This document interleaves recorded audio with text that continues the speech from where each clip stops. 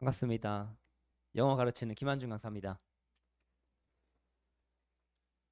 제가 그 설명회 저도 궁금해가지고 처음부터 계속 듣고 있었거든요. 근데 저 뒤에서 듣고 있는데 참 되게 힘들더라고요. 그러니까 조금 이게 길잖아요. 근데 오늘 같이 이렇게 좀 시간 내시기 다들 바쁘실 거 아니에요. 일도 많으실 텐데 그래도 우리 아들 딸들 걱정돼서 이제 오신 어머님들 다 대단하시다고 생각하고요. 조금 저는 근데 설명회 때마다 느끼는 건데 이렇게 어머님들이 관심을 가지고 오는 친구들은 겨울을 정말 잘 보내지 않을까 이런 생각을 좀 많이 해요. 어, 제 어머님은 관심이 그렇게 많진 않으셨거든요. 그냥 우리 아들 잘한다, 너가 최고다 이렇게 그냥 칭찬만 해주시고 설명회를 갔던 적이 한 번도 없으세요. 근데 지금은 좀 한편으로 원망스럽기도 하고, 그리고 어떻게 보면은 이게 오신다는 것 자체가 우리 아들, 딸들에 대한 어떤 관심과 애정이잖아요. 근데 제가 학생들 가르치면서 클리닉 해보면서 느낀 거는 내가 관심을 많이 주고 애정을 많이 주고 하는 게 다 느껴지는 것 같고요. 그거에 따라서 또 많이 변화가 되기도 하더라고요. 그래서 이렇게 들으시면서 좀 힘드실 이제 시간이잖아요. 이제 네 번째 시간인데 잠깐 기운 나시라고 이런 얘기도 좀 드려봤고요. 제가 오늘 그러니까 좀 궁금하실 만한 게 뭘까를 생각해 보니까 이제 고등 영어가 어떤지에 대해서도 좀 궁금하실 것 같고, 그리고 커리큘럼이 어떻게 되는지도 궁금하실 것 같고, 또 어떤 강사가 가르치는지도 궁금하실 것 같아요. 그래서 그런 거 위주로 좀 말씀을 드리려고 하고요.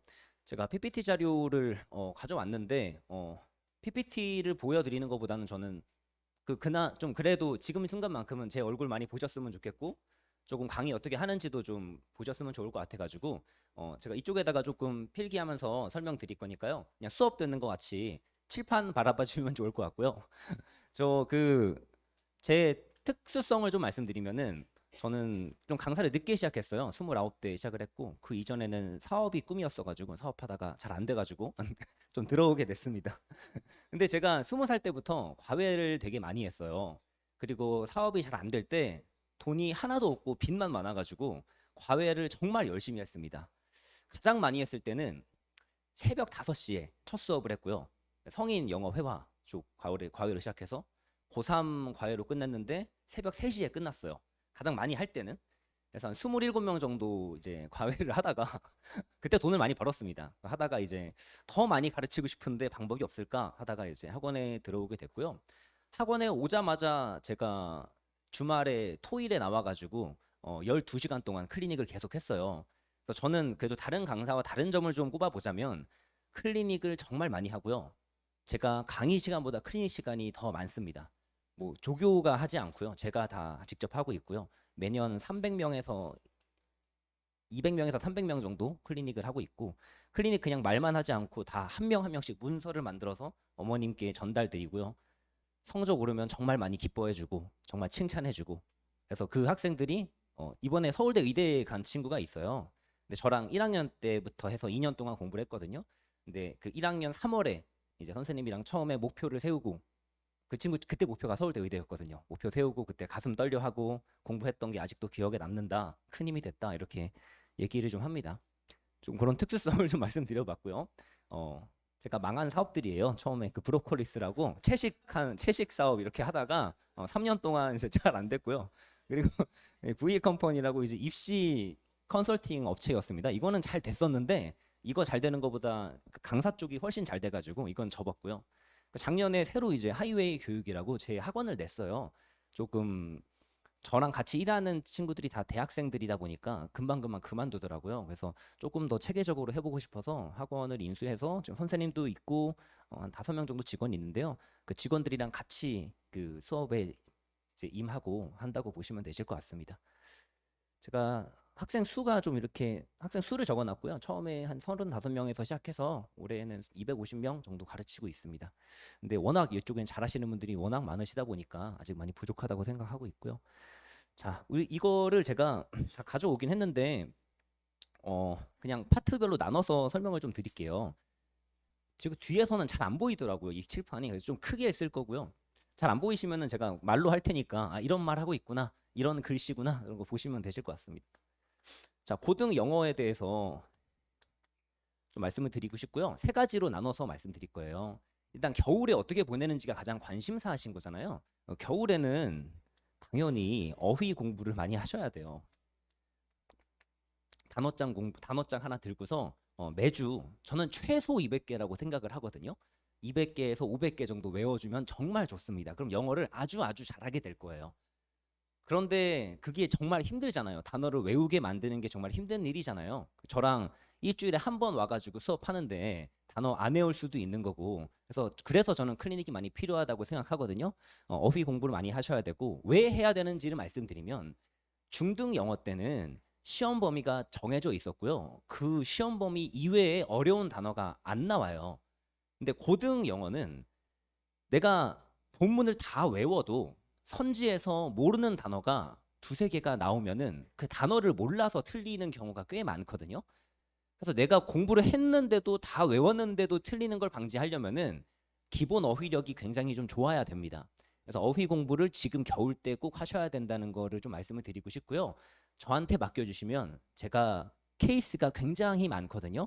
단어를 외우기 싫어하는 학생들의 케이스가 되게 많아요.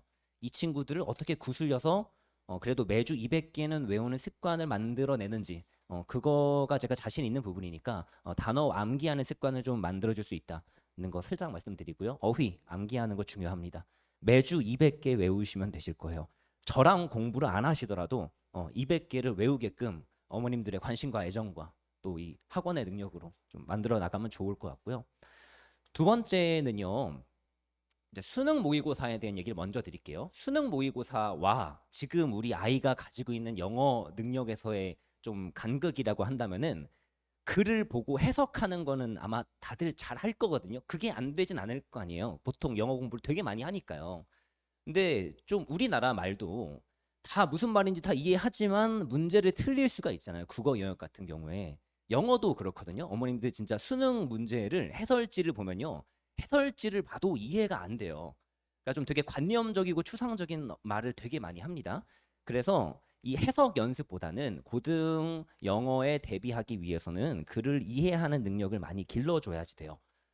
이 글에서 필자가 하고 싶은 말이 이거다라는 걸 딱 짚어낼 수 있게끔 만들어주면 되는데, 이게 그냥 한번 쭉 해석해 본 다음에 내 감으로는 얘가 중요한 것 같아, 이게 아니고 객관적으로 봤을 때 누가 봐도 이런 근거 때문에 이 문장이 주제문이다 라는 걸 좀 알려주는 게 중요합니다.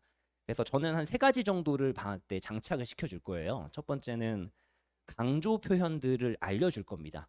그래서 우리 아이가 it, that을 봤을 때 이게 이때 강조 구문이구나, 이게 주제문의 근거겠다 라는 생각을 할 수 있게끔 이런 식으로 만들어 주려고 하고요.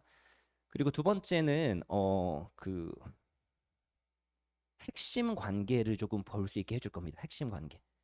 좀 말이 좀 어려운데 그냥 쉽게 말해서 뭐랑 뭐를 대조하고 있구나. 뭐 although나 while이 들어가면은 대조 관계가 드러난 문장이고, 대조 관계를 내가 잘 파악해야겠구나 이런 생각을 한다든지, 아니면 뭐 lead to라든지 because가 들어갔을 때 인과관계를 파악하는 연습이라든지, 이게 해석 연습이랑 조금 다른 종류의 공부라서 트레이닝 시간이 조금 필요하거든요. 그래서 이런 핵심 관계 파악할 수 있는 연습할 거고요. 그 세 번째로 일관성을 판단하는 연습을 좀 할 겁니다. 이 강조랑 핵심 관계는요, 그 수능 모의고사에서 제일 어렵다고 얘기되는 31번부터 34번 빈칸 문제를 풀 때 필요한 능력입니다. 빈칸 문제를 풀 때 해석이 다 되고 단어 다 알아도 문제를 틀리거든요. 그래서 그 부족한 부분을 제가 채워줄 거고요. 핵심 관계 파악이랑 일관성 파악은 35번부터 39번이라고 얘기되는 간접쓰기 유형, 이거에 대한 해결을 제가 해드릴 겁니다. 그래서 조금 해석도 해석이지만 해석을 했으면 문제를 맞출 수 있게끔 글을 이해할 수 있는 능력을 방학 동안 많이 길러줄 생각이고요.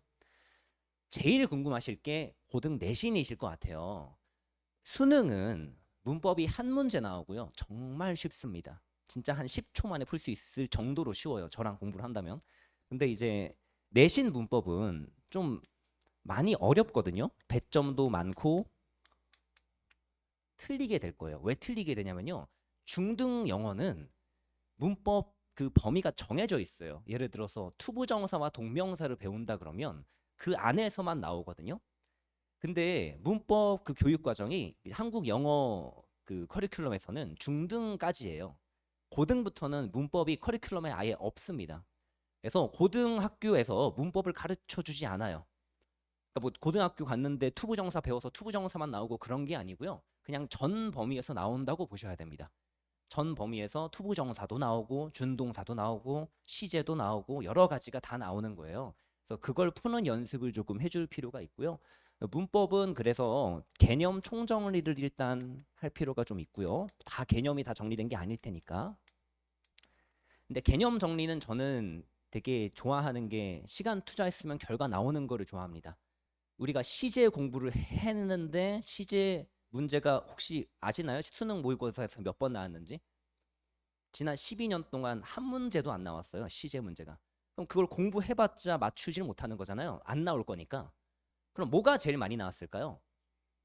접속사 종류 문제가 제일 많이 나왔습니다. 24%가 나왔어요. 이거 제가 3년 동안 다 하나하나 세가지고 그 도출해낸 통계거든요.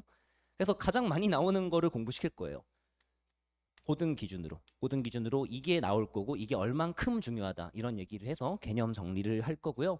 개념 정리한 다음에 문제풀이 연습을 할 건데, 자, 제가 이거 차이점을 잠깐만 보여드릴게요. 중학교 때는 어떤 문법 공부를 했냐면요. 오늘 우리가 투부정사를 이번에 배웠으니까 내가 투부정사를 보고 이거 쓰는 게 맞는지 ing 쓰는 게 맞는지 이거 생각을 해야겠구나. 요거 한 가지나 두 가지 생각만 하고 있으면 문제가 풀립니다. 근데 이 고등이 전범이라 그랬잖아요. 그 문법이 지금까지 나오는 원리를 다 크게 분류해 보면은 15가지 원리 안에서 나오거든요. 근데 그 중에서 제일 많이 나오는 게, 이거 좀 지울게요.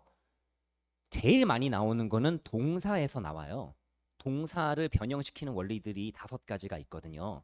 그래서 예를 들어서 우리가 do라는 이 동사를 봤을 때 어떤 원리들을 생각해내야 되냐면, 이거 5가지인데 말씀을 드려볼게요.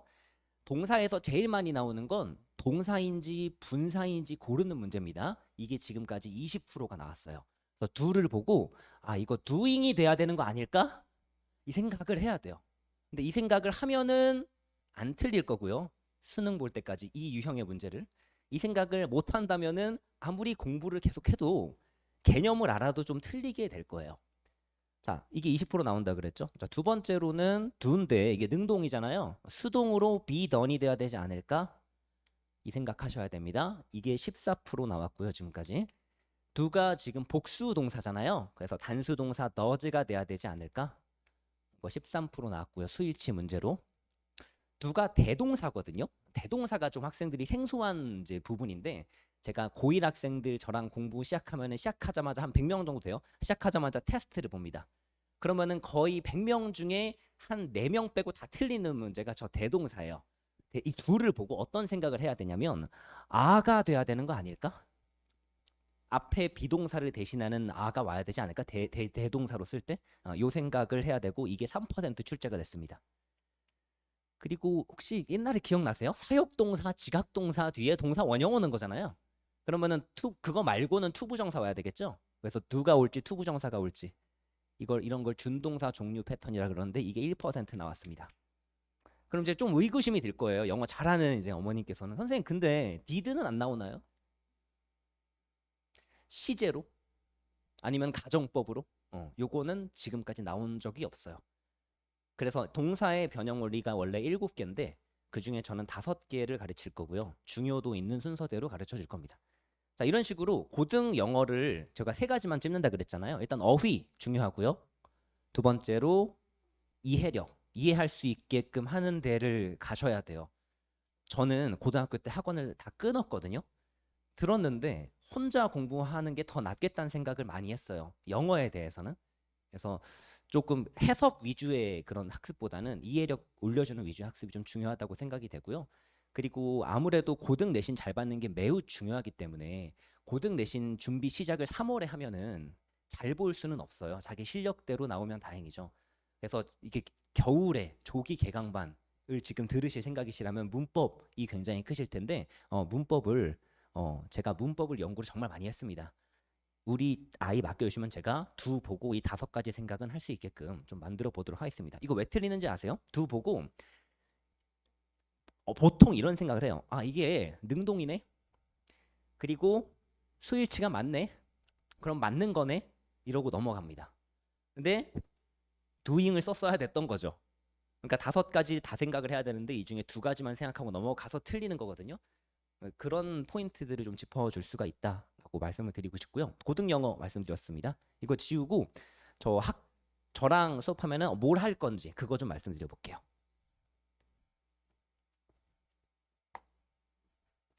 자, 두 번째로 커리큘럼 말씀을 드리겠습니다. 예비 고등반이에요. 예비 고등반 11회 완성반이고요. 커리큘럼.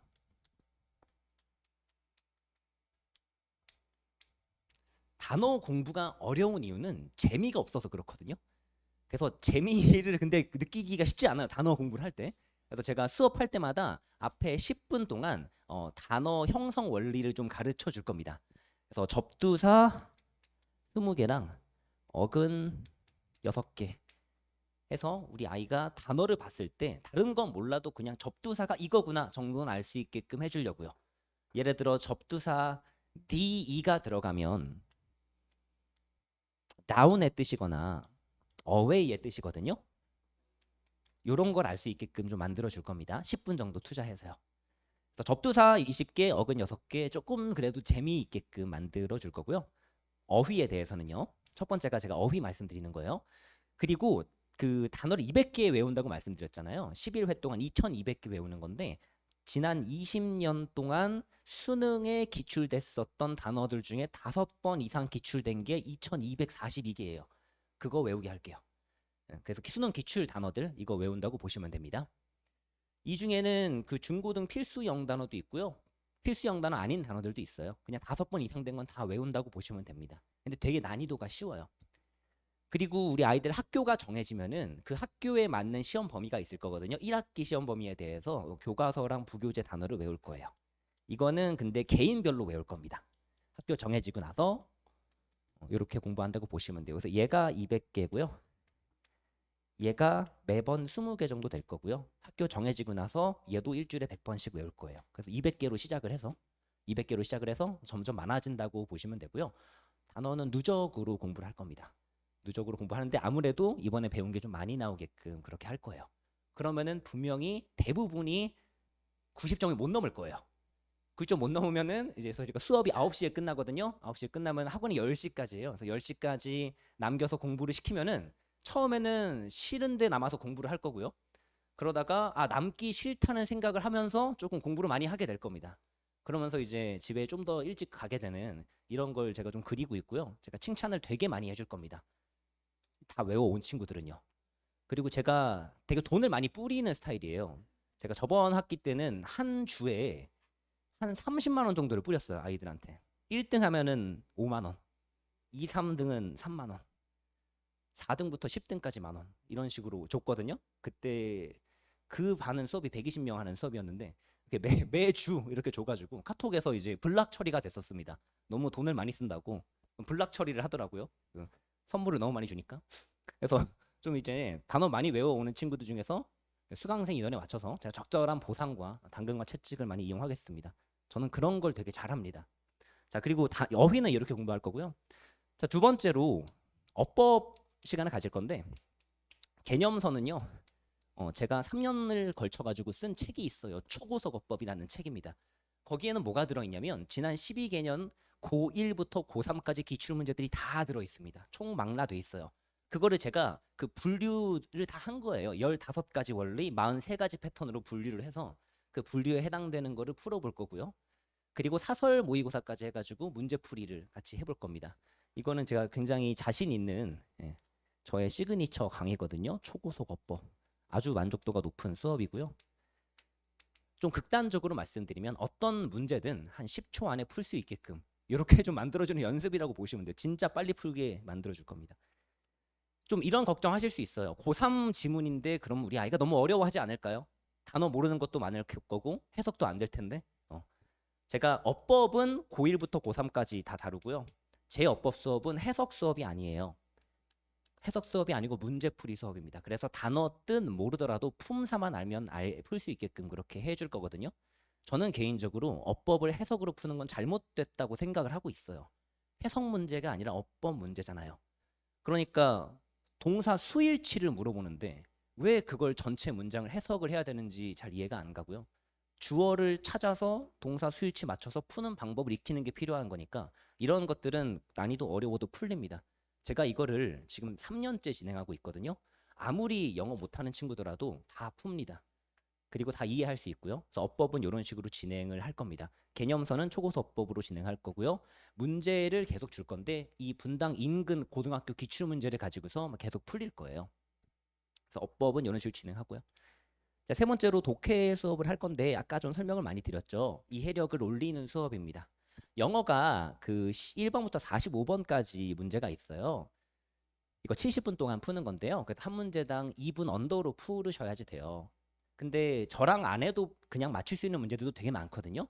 그래서 저랑 해야만 맞출 수 있는 문제들 20번부터 24번이랑 31번부터 40번까지 여기가 핵심 구간인데 여기 문제들만 집중적으로 풀 겁니다. 처음에는 유형별로 풀 거고요. 그리고 독해 개념서를 단권화해서 만들도록 할 거예요. 강조하는 표현들이 뭐가 있는지를 좀 노트에다 다 정리를 하고 강조하는 걸 내가 못 찾아서 틀렸던 문제들도 정리하고 이런 식으로 진행을 하고요. 그래서 교재가 총 3권이 나올 겁니다. 어휘 교재, 문법 교재, 독해 교재가 나올 겁니다. 어휘 교재, 다 자체 제작 교재고요. 어휘 교재는 미니북으로 해서 매일매일 들고 다니면서 읽으면서 공부할 수 있게끔 그렇게 유도를 많이 할 거예요.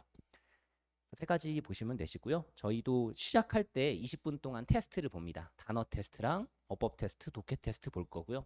테스트 본 후에는 평균 몇 점인데 우리 아이가 몇 점을 맞았는지, 그리고 숙제는 어떤 부분이 부족한지, 몇 등 했는지, 몇 등 해서 뭐 어느 정도 성과가 있었는지 이런 거를 어머님께 다 공유를 드릴 예정입니다. 자, 두 번째로 커리큘럼 말씀을 드렸고요. 그 다음에 클리닉 말씀을 제가 드릴게요. 이거 지우고.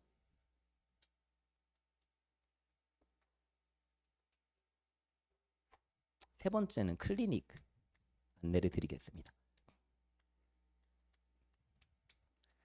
저는 월, 화, 수, 목, 금, 토, 일 다 클리닉을 해요. 지금 6년째 계속 매일 클리닉을 하고 있거든요. 이번에도 클리닉을 할 거예요. 근데 제가 분당에 오는 날이 토요일이에요. 그래서 토요일에는 클리닉을 계속 할 겁니다. 6시부터 9시 수업이잖아요. 그래서 이 전에 5시부터 6시까지 시간이랑 그리고 9시부터 10시까지 시간 이때 클리닉을 할 거고요. 웬만하면 전부 다 하려고 합니다. 저랑 공부하는 친구들은 전부 다 하려고 하고요. 시간이 안 될 수 있잖아요. 시간이 안 되면 제가 다른 날에 잡아서 오겠습니다.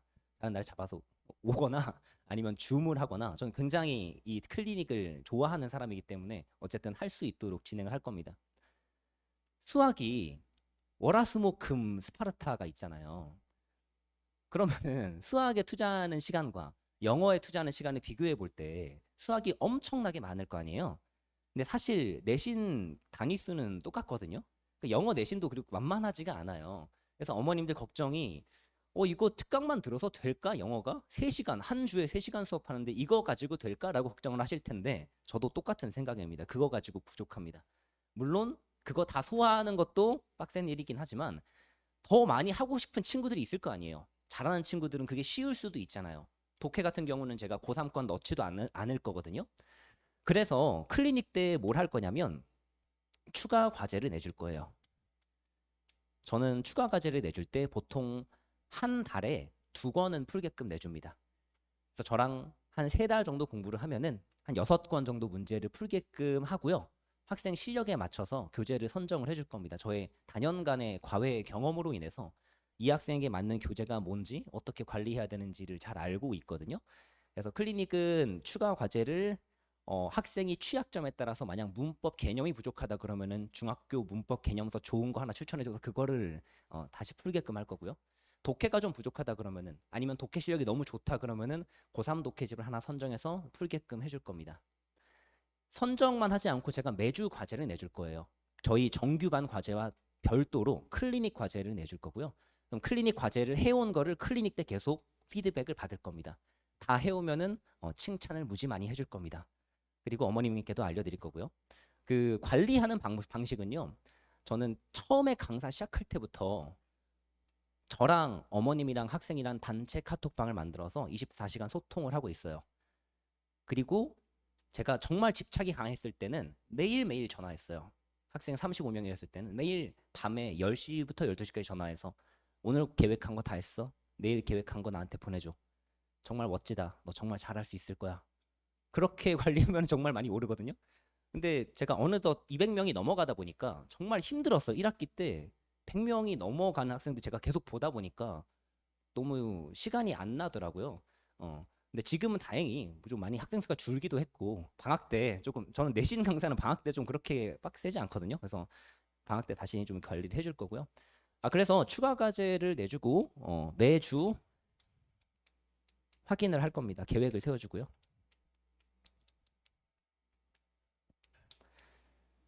자, 이 클리닉에 대해서 안내를 조금 더 드려볼게요. 이거 보이시죠? 위에 저 그래도 준비를 계속 해왔으니까 어떤 내용들이 있는지 PPT 잠깐 보여드리고 클리닉 어떻게 진행하는지 좀 더 보여드릴게요. 수능이 계속 왔다 갔다 합니다. 수능 영어 1등급이 절대평가가 됐잖아요. 그래서 많을 때는 모의고사 기준으로 15%까지도 나왔고요. 적을 때는 1.98%도 나왔습니다. 그러니까 좀 널뛰기가 많이 되고 있어서 안심할 과목이 아니다라고 생각을 하는데 영어 1등급은 근데 그렇게까지 어렵지는 않거든요. 내신이 조금 더 어렵다고 생각이 됩니다. 수능 대비를 위해서는 아까 말씀드린 대로 이 글을 이해하는 능력이 중요하다라고 이해하시면 되시고요. 그리고 단어가 중요하다라고 보시면 되십니다. 그 내신 이거 잘 안 보이시죠? 그 내신 어법이 왜 어렵냐면요. 수능보다 내신 그냥 유형이 어려워요. 뭐 영작 유형도 존재를 하고요. 그리고 문장을 막 준 다음에 저 맨 왼쪽에 보이는 게 문장이에요. 여기 쫙 준 다음에 여기서 틀린 거 개수를 골라라. 틀린 거를 바꿔라. 이런 식으로 내기 때문에 좀 어법에 대한 깊이감이 많이 있지 않다면 계속 틀리게 될 겁니다. 어법 문제를요. 습관 말씀을 드리고 싶습니다. 습관. 단어장 외우고 이게 제가 학생들한테 나눠주는 플래너거든요. 플래너. 매일매일 플랜 세우고 이거 확인하고 이런 식으로 공부할 겁니다. 그리고 좀 눈에 보이는 데이터가 중요하잖아요. 그래서 제가 매주 학생들한테 과제로 모의고사 과제를 내줄 거거든요. 학생 수준에 맞게끔. 그래서 모의고사 성적이 어느 정도 향상되는지도 좀 보시면 좋을 것 같아요. 고1 모의고사 예를 들어 80 몇 점 받았었는데 특강 끝날 때 되니까 고3 모의고사 1등급이 나오네. 뭐 이런 경우도 되게 많아요. 그래서 어머니께서 매주 이 모의고사 기준으로 실력을 확인하실 수가 있고요. 자, 영어 수업은 제가 커리큘럼 설명을 다 드렸잖아요. 이거 좀 자세하게 보여드리면 이제 문법 이렇게 11주차까지 돼 있는데 이 순서가 자주 나오는 순서라고 보시면 되세요. 동사, 준동사, 능수, 수일치, 대동사, 준동사 종류 여기가 4주 동안 할 건데 한 달 동안 하는 거죠. 이게 51% 나옵니다. 저 5가지 원리가 51% 나와요. 동사와 준동사에서 굉장히 중요하거든요. 그래서 요 연습할 거고요. 그 다음으로 중요한 게 아까 말씀드린 24% 나오는 접속사 종류 이런 거 연습할 거고요. 저는 수업 방식은 관계 대명사가 뭔지를 가르치진 않아요. 그런 거 가르칠 시간은 좀 솔직히 없고요. 접속사 문제 어떻게 푸는지 알려줍니다. 예를 들어 that, what 문제가 지금까지 8% 나왔거든요. 그게 단일로는 굉장히 많이 나온 거예요. 접속사 종류 문제 중에. 대단 문제를 어떻게 하면은 빨리 푸는지 정확하게 푸는지를 알려줄 겁니다. 저번 수능 때 오답률 3위가 어법 문제였어요. that, what 문제였습니다. 제 학생들 그거 보고 10초 안에 풀 수 있습니다. 그런 방법들을 알려줄 거예요. 그리고 뭐 독해와 문제풀이 이거는 뭐 제가 말씀드린 모의고사 매주 푼다 이렇게 생각하시면 되실 것 같고요. 단톡방입니다. 단톡방 만들어서 이렇게 문자를 보내줄 거예요. 매주 이 정도 이제로 보내드릴 거고요. 너무 길어가지고 이제 전체 보기를 누르셔야지 이제 보실 수가 있으실 겁니다. 그리고 제가 단어 안 외우는 걸 좀 되게 싫어해요. 단어를 너무 안 외운다, 안 외워온다. 그러면은 남겨서 1시간 공부하는 거가 좀 부족하다고 생각이 돼서 그냥 평일에 숙제로 줄 겁니다. 시험지를 저희가 만들어가지고 시험 보고서 나한테 가져다 줘라. 그러고서 채점할 겁니다. 그래서 성적 미달되면 다시 보게 할 거고요. 만약에 안 보내준다. 안 보내주거든요. 한 40%는 안 보내줘요. 습관이 아직 안 됐기 때문에 저는 그 친구들을 나무라지 않습니다. 저의 역할이라고 보고요. 안 보내주면은 전화합니다. 왜 안 보내주냐? 혹시 까먹었니? 다음 수업 전에 꼭 보내줘라. 내일은 보내줘라. 그러니까 저희 토요일 수업이니까 수요일까지 보내달라고 하고 안 보내주면은 수요일 저녁에 전화합니다. 학생이 근데 안 받는 경우가 있어요. 제 전화를 피하는 경우가 있는데 그러면은 이제 어머님한테 전화를 할 거예요. 어머님 학생이 뭔가 바쁜 일이 있나 봅니다. 오늘 단어 외우는 거 정말 중요하니까 외워서 꼭 보내주세요. 그렇게 한 2, 3주 하면은 그래도 한 90% 이상 보내주거든요. 그래서 단원을 이렇게 좀 악착같이 관리를 좀 할 거고요. 이거는 제가 클리닉 때 만드는 카드입니다. 비전 카드라는 거고요. 제가 입시 컨설팅 할 때 굉장히 반응이 좋았었던 학생 학습 관리 차원의 그 문서입니다. 그래서 전 과목으로 관리를 처음에 했었다가 너무 힘들어서 지금은 영어만 하고 있는데요. 그래서 영어에 대해서 좀 굉장히 구체적으로 목표도 세워주고 목표 대학교도 세워주고 동기부여해주고 이런 거라고 보시면 됩니다. 제 학원이에요. 학원에 인테리어에 비용을 너무 많이 써가지고 지금 굉장히 굉장히 어렵게 살아가고 있는데요. 학원이 월요일부터 금요일까지 2시부터 10시까지 열려 있거든요. 여기는 무료 학습실입니다. 이게 방배역 근처에 있는 학원인데요. 혹시라도 시간이 나신다면은 오시면은 무료로 간식도 먹고 저랑 같이 즐겁게 공부도 하면서 보내실 수가 있습니다. 혹시 학원 안 가는 날 있으시면은 오시면은 좋을 것 같아요. 그래서 여기 안에 5명의 선생님이 계시는데 저랑 같이 팀을 이뤄가지고 우리 학생들 관리에 총력을 가할 거고요. 저는 좀 시간이 다 됐긴 했는데 저는 굉장히 일하는 걸 좋아하는 사람입니다. 그리고 제가 물론 사업을 망하긴 했지만 망하고 나가면서 아득바득 일을 갈면서 제가 강사 일 시작하고 하루도 쉰 적은 없고요. 보통 3, 4시까지 일하고 자고 있고요. 우리 학생들 생각하는 거 아주 많이 시간 쏟고 있습니다. 우리 어머님들 좀 말 안 들을 때 굉장히 답답하시잖아요. 그런 거 제가 클리닉을 통해서 해결해 드릴 수도 있으니까요. 뭐 영어 강사하긴 하지만 그래도 저를 만나서 학생들이 계획적으로 살고 좀 인성적으로도 좀 사람이 많이 될 수 있도록 그렇게 만들어 보도록 하겠습니다. 자, 정말 4번째 시간까지 기다리시느라 정말 고생하셨는데요. 네, 저 이만 인사드리고 빨리 물러나도록 하겠습니다. 일시까지 잘 들어주세요. 네.